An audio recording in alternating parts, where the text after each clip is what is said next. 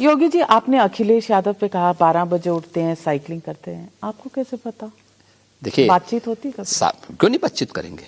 उनसे बातचीत होती? हाँ, मेरी अखिलेश जी से बातचीत होती है, मेरी बहन जी से बातचीत होती है, मैं मुलायम सिंह जी का भी हालचाल लेता हूँ।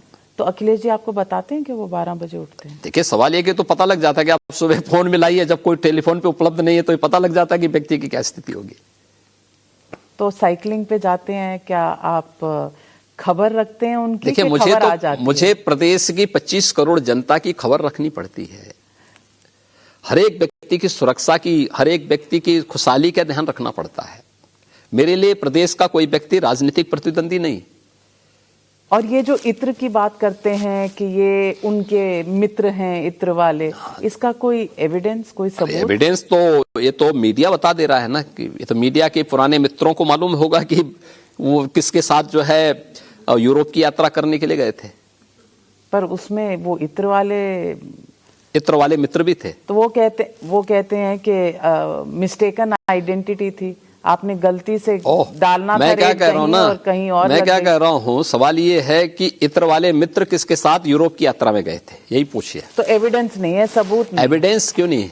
ये पुख्ता एविडेंस है, चित्र सब कुछ बोल देता है। योगी जी, नाहिद हसन कैराना से लड़ रहे हैं और आज समाजवादी पार्टी ने ये भी पुष्टि की है, क्योंकि सुप्रीम कोर्ट के ऑर्डर के मुताबिक आपको बताना पड़ता है कि जिसके खिलाफ केसेस हैं उनको आप क्यों टिकट दे रहे हैं। तो उन्होंने कहा है कि इससे अच्छा कैंडिडेट और समाज सेवा करने वाला नहीं है। इस पर आप क्या कहेंगे? मैंने पहले कह दिया था कि समाजवादी पार्टी को इसी प्रकार के लोगों में समाज सेवा दिखाई देती है। इनके यहां कहीं नाहिद हसन हैं, कहीं पर शकीफुल रहमान बर्क जैसे लोग हैं जो आधी आबादी के प्रति किस प्रकार की टिप्पणी करते हैं और तालिबान का खुल के समर्थन करते हैं। इनके पास इसी प्रकार की पूरी इनकी पहली और दूसरी सूची देखिए ना पहले। तो लखीमपुर खेड़ी में जो हुआ उसमें आशीष मिश्रा तो जरूर गए जेल, लेकिन 6 दिन बाद, और उनके पिता अभी भी मंत्री की कुर्सी पर बैठे। देखिए, कैराना की घटना को लखीमपुर से तुलना नहीं की जा सकती। एक लखीमपुर की घटना दुर्भाग्यपूर्ण घटना थी। सरकार ने क्विक एक्शन लिया, कार्रवाई की। सरकार कोई भी कार्रवाई बिना एविडेंस के नहीं करेगी। पुख्ता प्रमाण के आधार पर जहां पर जो कार्रवाई हुई, हमने नियमानुसार कार्रवाई की। लेकिन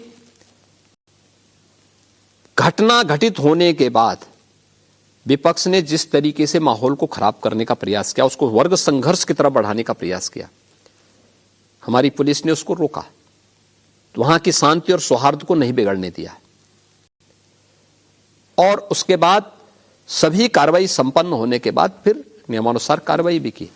आज माननीय उच्चतम न्यायालय की देखरेख में एक जुडिशियल कमीशन और एसआईटी इस पूरे मामले को देख रही है, और वही इस मामले में आगे क्या कार्रवाई होनी है, कब कार्रवाई होनी है, ये सब वही देखेगा। इसमें राज्य सरकार इसमें कहीं भी नहीं है। आलोचक आपके कहते हैं कि 6 दिन अगर आशीष मिश्रा घूमता रहा तो इसलिए क्योंकि उनके पिता मंत्री थे बीजेपी की सरकार में दिल्ली में। देखिए, हमने किसी का बचाव नहीं किया और न किसी को, हाँ, हमारे पास एविडेंस चाहिए थे। एसआईटी हमने तत्काल गठित की थी और हमारी एसआईटी ने जो कार्रवाई की है उसी कार्रवाई को सभी लोग आगे बढ़ा रहे हैं। कोई भी ऐसा तो नहीं है कि कोई नया एविडेंस किसी दूसरे ने जुटा दिया हो।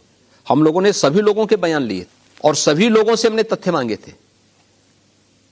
हमें एविडेंस देते, हम कार्रवाई करते। एविडेंस हमारे पास इकट्ठे हुए, हम पुलिस ने स्थानीय स्तर पर कार्रवाई की। उसकी तुलना आप कैराना से नहीं कर सकते, मुजफ्फरनगर से नहीं कर सकते।